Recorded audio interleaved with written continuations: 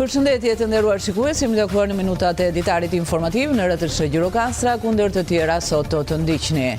Zonat e mbrojtura në qarkun e Gjirokastrës po shndërrohen në një motor të rëndësishëm të zhvillimit ekonomik lokal, duke nxitur turizmin e qëndrueshëm dhe rritjen e bizneseve të vogla. Destinacione si ujëra termale të Bënjës, parku kombëtar, bredhi, autobuset të tjerë po tërheqin gjithnjë më shumë vizitorë vendas dhe të huaj. Sipas të dhënave nga AKZM Gjirokastër, në periudhën janar-mars, numri total e vizitorëve ka arritur në 10.900 persona, prej të cilëve 4.900 janë turistë huaj, duke treguar një rritje të interesit ndërkombëtar për turizmin natyror dhe ekoturizmin në zonë. Nga emigrimi drejt jetës në Blegtori, kjo është historia e Valentino Jaupa, i cili është kthyer në një shembull ku një i ri zgjedh të ndërtojë të ardhmen në vendin e tij përmes punës dhe përkushtimit. Historia e tij tregon se me punë dhe vullnet edhe në zonat rurale mund të ndërtohet një jetë e qëndrueshme dhe me perspektivë. Ministri i Turizmit, Kulturës dhe Sportit Blendi Gonxhia ka njoftuar nisjen e punimeve për restaurimin e kishës Profetit Ilia në Lekël, një monument kulture i dëmtuar nga zjarret e vitit të kaluar. Ndërhyrja synon rikthimin e objektit në gjendjen e tij origjinale, duke ruajtur vlerat historike dhe arkitektonike që mbart. Luftëtari rrit shpresat për mbijetesë pas fitores ndaj Burelit. Me 2 gola të shënuar nga Klaus Zani, skuadra gjirokastrite ngrihet në tabelën e klasifikimit nga vendi i fundit në të 9-tin. Në fundjavë, bluezin do të përballen me Kastriotin. Ju njohim tani më gjerësisht. Zonat e mbrojtura në qarkun e Gjirokastrës po shndërrohen në një motor të rëndësishëm të zhvillimit ekonomik lokal, duke nxitur turizmin e qëndrueshëm dhe rritjen e bizneseve të vogla. Destinacione si ujëra termale të Bënjës, parku kombëtar, bredhi, autobus e të tjerë po tërheqin gjithnjë më shumë vizitorë vendas dhe të huaj. Sipas të dhënave nga AKZM Gjirokastër, në periudhën janar-mars, numri total i vizitorëve ka arritur në 10.900 persona, prej të cilëve 4.900 janë turistë të huaj. Në jug të vendit, 2 prej destinacioneve më të frekuentuara të turizmit natyror, ujëra termale të Bënjës dhe parku kombëtar Bredhi Hotovës Dangërli, po vijojnë të tërheqin gjithnjë më shumë vizitorë vendas dhe të huaj. Këto zona të mbrojtura në qarkun e Gjirokastrës po regjistrojnë një rritje të qëndrueshme të fluksit turistik edhe gjatë muajve të parë të vitit 2026. Sipas të dhënave zyrtare, në periudhën janar-mars janë vizituar nga rreth 10.900 vizitorë vendas, si dhe 4.900 turistë të huaj. Përfaqësues të Agjencisë Kombëtare të Zonave të Mbrojtura në Gjirokastër e lidhin këtë rritje me promovimin gjithnjë më të madh të turizmit natyror, si dhe përmirësimin e infrastrukturës dhe shërbimeve në këtë zonë. Vitet e fundit, zonat e mbrojtura kanë një rritje të ndjeshme të numrit të vizitorëve. Për periudhën janar-mars 2026, turistë vendas kemi rreth 10.900 dhe turistë të huaj rreth 4.900. Pikat më të vizituara dhe të frekuentuara janë ujëra termale të Bënjës, parku kombëtar Bredhi Hotovës Dangërli, duke mos lënë pas parku natyror Zagori, Sotir, rezervati natyror të menaxhuar Kardhiq Zhulat. Prioriteti i sezonit për vitin 2026 janë menaxhimi i fluksit të vizitorëve në vendet ku kanë vizitueshmëri të lartë, hapja e shtigjeve dhe mirëmbajtja e tyre aktuale. Ndërkohë, institucionet kanë forcuar bashkëpunimin ndër-institucional për parandalimin e rreziqeve, veçanërisht gjatë sezonit të verës. Një ndër problemet kryesore që ne kemi janë edhe zjarret, ku janë një kërcënim për zonat e mbrojtura. Gjithashtu ne kemi lidhur dhe marrëveshjet e bashkëpunimit me mbrojtje ndaj zjarret me bashkitë në rang qarku për një bashkëpunim ndërinstitucional. Gjithashtu kemi bërë dhe takime me komunitetin, me shkollat për ndërgjegjshmëri dhe për të treguar një kujdes maksimal. Në prag të sezonit turistik, autoritetet mbeten të fokusuar në menaxhimin e fluksit dhe mbrojtjen e pasurive natyrore, me synim për një turizëm të qëndrueshëm gjatë gjithë vitit. Laboratori i ri i Qendrës së Diagnozës Molekulare në Spitalin Universitar Obstetrik Gjinekologjik Mbretëresha Geraldin shënon një avancim të rëndësishëm në diagnostikimin modern. Ministria e Shëndetësisë dhe Mirëqenies Sociale njofton se falë teknologjisë araj të genomës tashmë bëhet i mundur zbulimi i hershëm i anomalive të porsalindurit. Laboratori i Qendrës së Diagnozës Molekulare pranë Spitalit Universitar Obstetrik Gjinekologjik Mbretëresha Geraldin është një hap i ri në diagnostikimin mjekësor modern. Ministria e Shëndetësisë dhe Mirëqenies Sociale njofton se përmes aplikimit të teknikës së studimit araj të genomës bëhet e mundur që të diagnostikohen një sër anomalish të bebet. Profesore doktore Eliona Demalia, drejtoresha e SUOG Mbretëresha Geraldin, u shpreh se kjo qendër e diagnozës molekulare është një teknologji e re e studimit të genomës në mënyrë më të thellë nëpërmjet teknologjisë araj. Qendra e diagnozës molekulare në Spitalin Universitar Obstetrik Gjinekologjik Mbretëresha Geraldin është pajisur me një teknologji të re, me teknologjinë e studimit të genomës në një mënyrë më të thellë, nëpërmjet teknologjisë mikroarray. Ministria e Shëndetësisë dhe Mirëqenies Sociale, nëpërmjet vizionit, mbështetjes dhe ndihmës financiare që bëri për këtë qendër, bëri të mundur aplikimin e kësaj teknologjie. Qendra e biologjisë molekulare do të vijë gjithmonë më shumë në ndihmë shumë patologjive gjatë stadionisë, mbas stadionisë dhe të çifteve infertile. Ne jemi krenar me pajisjet tona, jemi krenar me ekspertizën dhe jemi të bindur që gjithmonë më shumë do të japim një shërbim më cilësor për gruan, për nënën edhe për fëmijën.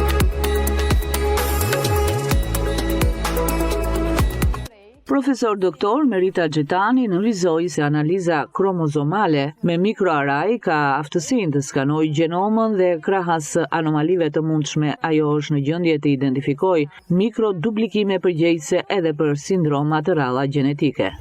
Krahas anomalive të mundshme të njohura deri tani, ajo është në gjendje të identifikojë mikrodelecione, mikroduplikime përgjegjëse edhe për sindroma të rralla gjenetike. Në këtë moment ne kemi mundësi që këtë lloj ekzaminimi ta kryejmë pranë laboratorit gjenetik në këtë spital.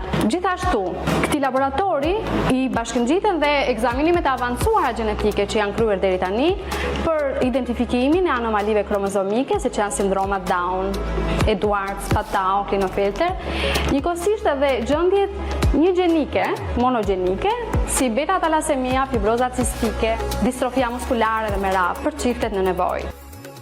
Qendra e diagnostikës molekulare pranë Spitalit Universitar Obstetrik Gjinekologjik Mbretëresha Geraldin është qendër referimi në nivel kombëtar për kryerjen e testeve gjenetike dhe zhvillimet e reja laboratorike në këtë fushë. Qendra është e përbërë nga 4 hapësira pune që i korrespondojnë proceseve të ndryshme që kryhen në to. Çdo hapësirë ka emërtimin e vet dhe në ato dhoma duhen kryer vetëm proceset e parashikuara sipas protokollit.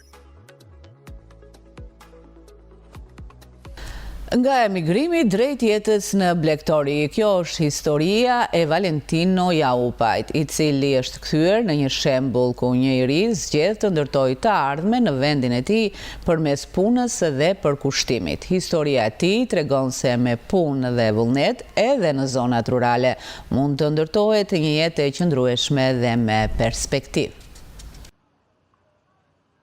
Të rinjt shpesh e shohin emigrimin si rrugën e vetme për një jetesë më të mirë, por ka edhe nga ata që zgjedhin të ndërtojnë të ardhmen në vendin e tyre, duke u përballur me sfidat çdo ditë. I tillë është edhe Valentino Jaupaj, i cili pasi provoi disa profesione dhe emigrimin, vendosi të rikthehet dhe të përkushtohet Blegtorisë.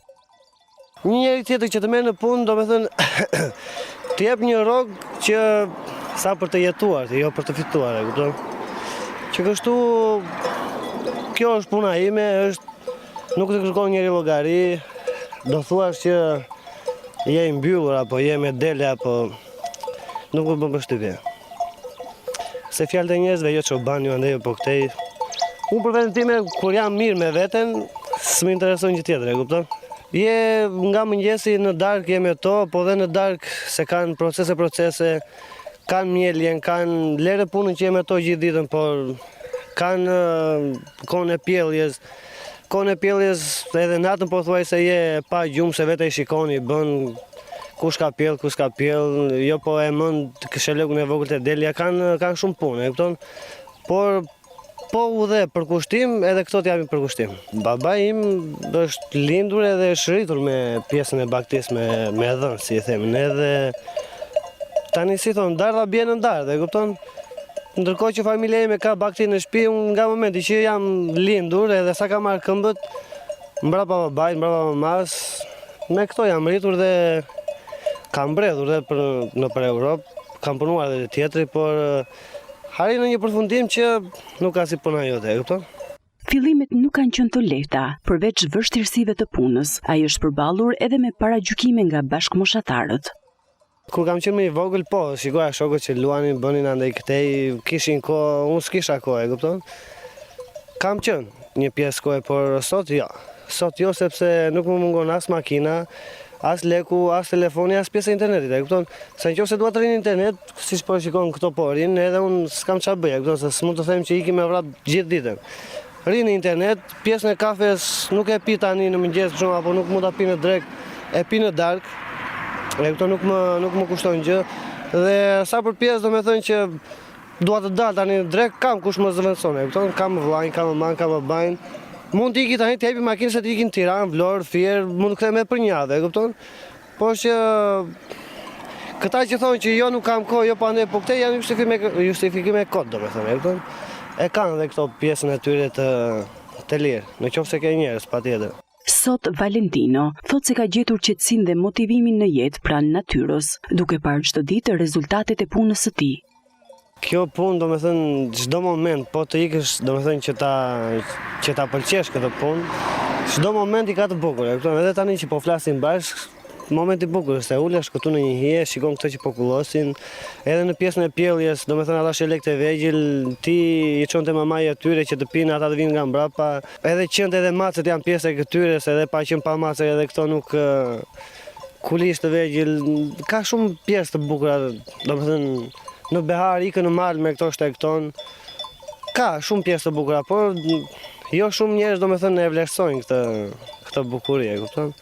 Historia e tij tregon se edhe në kushte sfiduese, pasioni dhe përkushtimi mund të kthehen në një mundësi të qëndrueshme jetese. Ministri i Turizmit, Kulturës dhe Sportit Blendi Gonxha ka njoftuar nisjen e punimeve për restaurimin e kishës Profetit Ilia në Lekël, një monument kulture i dëmtuar nga zjarret e vitit të kaluar. Ndërhyrja synon rikthimin e objektit në gjendjen e tij origjinale, duke ruajtur vlerat historike dhe arkitektonike që mbart. Punimet po realizohen nga Drejtoria Rajonale e Trashëgimisë Kulturore në Gjirokastër dhe përfshin rindërtimin e çatisë tradicionale, konsolidimin e strukturës, si dhe restaurimin e elementëve karakteristik të kishës. Ky proces synon jo vetëm rikuperimin fizik të monumentit, por edhe mbrojtjen e identitetit kulturor që ai përfaqëson.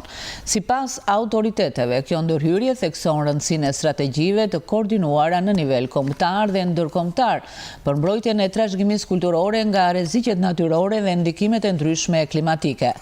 Bashkëpunimi mes institucioneve të trashëgimisë, emergjencave civile dhe planifikimit territorial konsiderohet thelbësor për parandalimin dhe menaxhimin e situatave të tilla. Restaurimi i kishës pritet të kontribuojë në ruajtjen e një pasurie të rëndësishme për komunitetin lokal, duke rritur gjithashtu interesin e vizitorëve vendas e të huaj, si dhe duke garantuar trashëgimin për brezat e ardhshëm.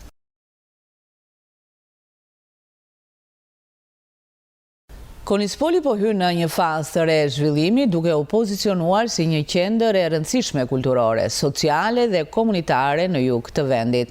Lajmin e bëri publik Ministri i Kulturës Blendi Gonxha, ku theksoi se kjo nismë synon jo vetëm të mbrojë pasurinë e trashëgimisë, por ta kthejë atë në një forcë të gjallë promovimi, që do të gjallërojë jetën kulturore dhe do të krijojë mundësi të reja për komunitetin lokal.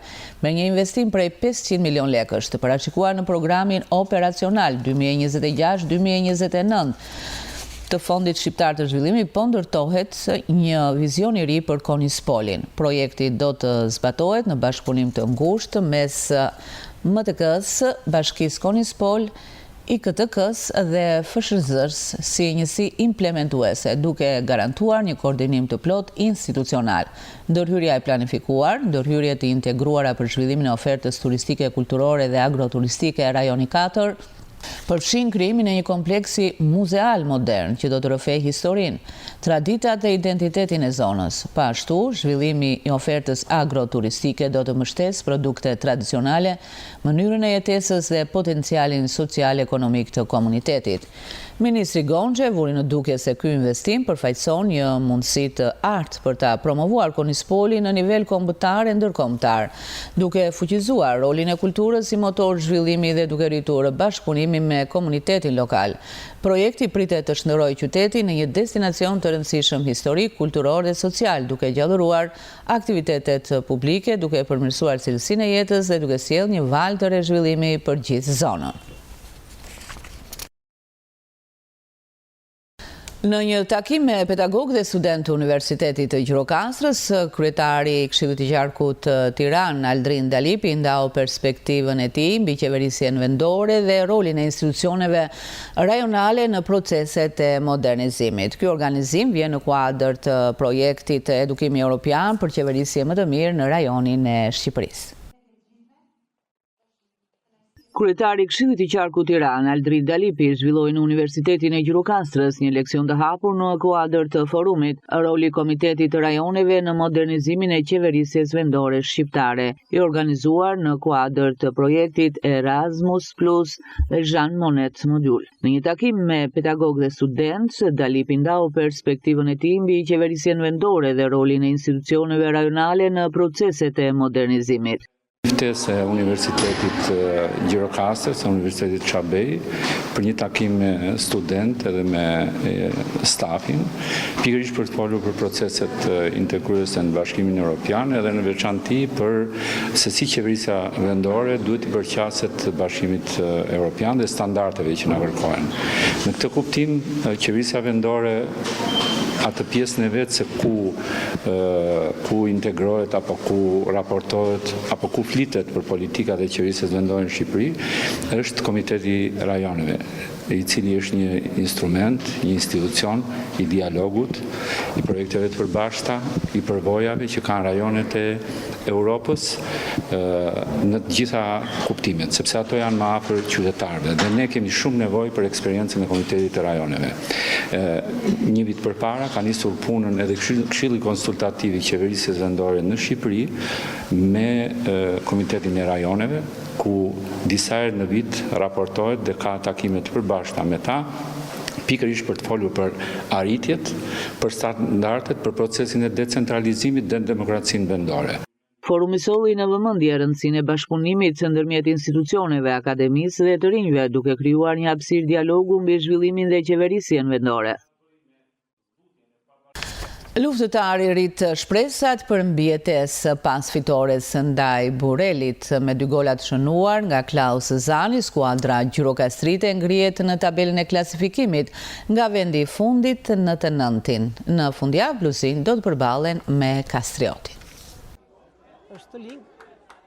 Një tjetër fitore ka marrë luftëtari në përballjen me Burelin zhvilluar ditën e diel në stadiumin Gjirokastra, duke u zhvendosur kështu në vendin e 9 të tabelës së klasifikimit me 28 pikë. 3 pikë bluzinjtë siguruan nga 2 gola të shënuar nga Klaus Zani. Në minutën e 37, kur topi i tij prekur jetën e kundërshtarit, gol që i dha luftëtarit qetësinë për të zhvilluar një pjesë të dytë mjaft të mirë. Në këtë pjesë, epërsia e gjirokastritëve ishte e dukshme, ku rastet për thellimin e rezultatit nuk munguan, por ishte minuta e 87 kur Zani u treguai saktë nga goditja e dënimit për të vullosur fitoren 2-0. 2 eurogolat e tij i dhan 3 pikët shumë të vëra skuadrës gjirokastrite, 2 javë para përfundimit të kampionatit.